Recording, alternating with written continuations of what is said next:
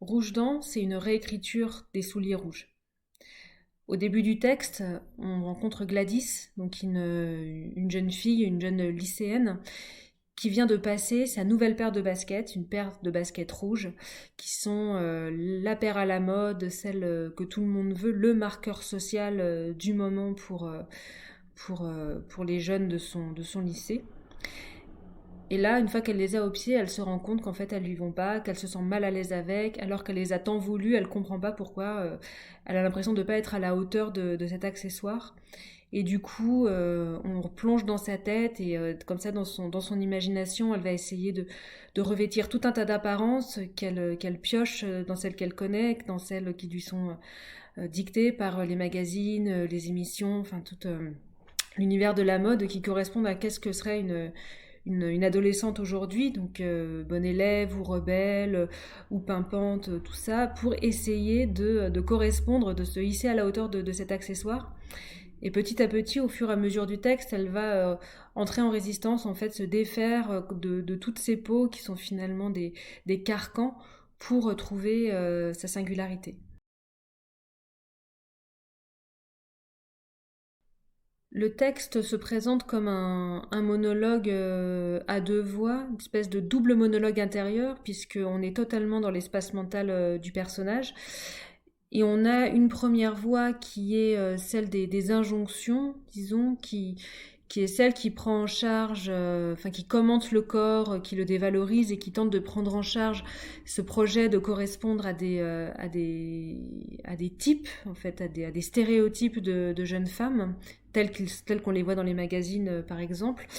Et donc, qui prend en charge cette première série de métamorphoses. Et puis, il y a une deuxième voix plus profonde, plus intime, qui est celle de la plus individuelle, en fait, qui est la voix libre, la voix sauvage. J'en reparlerai aussi de la jeune femme qui va peu à peu opposer une résistance de plus en plus importante à cette voix de l'injonction, mais qui fait aussi partie d'elle, quoi. C'est vraiment un combat entre elle et elle-même, un rapport de force intime entre ces deux voix. Et la deuxième voix, elle, porte un message, enfin un message, une énergie, une dynamique de révolte et va finalement rentrer totalement en combat avec la première. Les influences pour écrire Rouge Dent ont été multiples.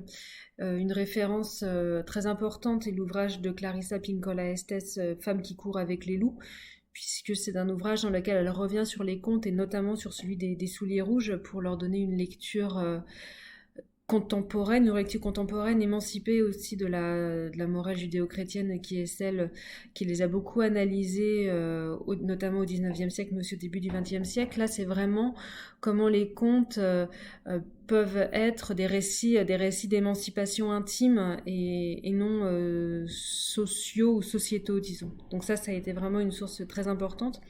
Et puis ensuite, les sources ont été multiples, beaucoup dans la pop culture, des émissions de relooking, Instagram, tout ça, partout où le corps est mis en scène, le corps est porté comme ça aux commentaires et où tout ce discours normatif se déploie.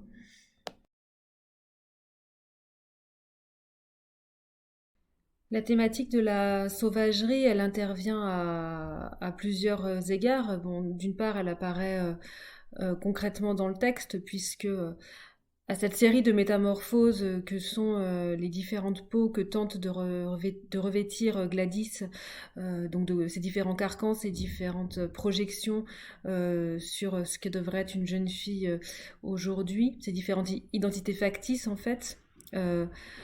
Finalement succède l'ultime métamorphose, celle de la résistance, qui est une métamorphose en bête sauvage, enfin un retour comme ça à un état de corps plus libre, enfin aussi qui retrouve ses poils, enfin qui retrouve ses dents et ses griffes et qui retourne dans le noir de la forêt. Donc ça c'est c'est ce qui se passe dans le texte finalement.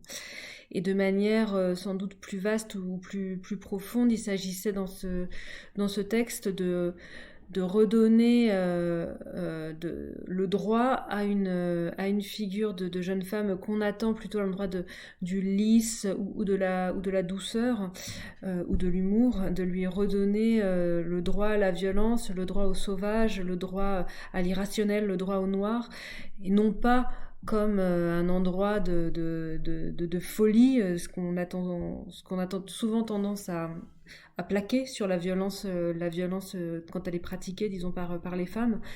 Donc non pas comme une folie, la sauvagerie, mais comme une force de résistance effective.